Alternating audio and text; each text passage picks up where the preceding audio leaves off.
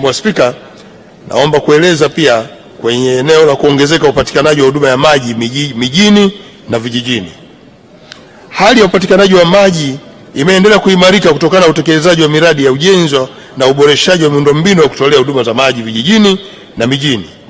Jumla ya miradi 1633 imekwisha tekelezwa.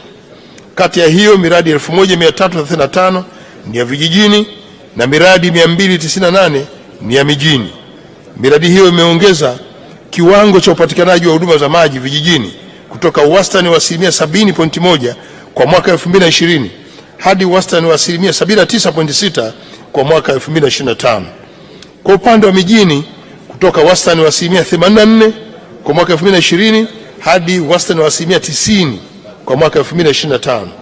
Kutokana na ongezeko hilo, wananchi 12,547 wananchi milioni 12,547,526 wamenufaika na huduma ya maji safi na yaliyo salama.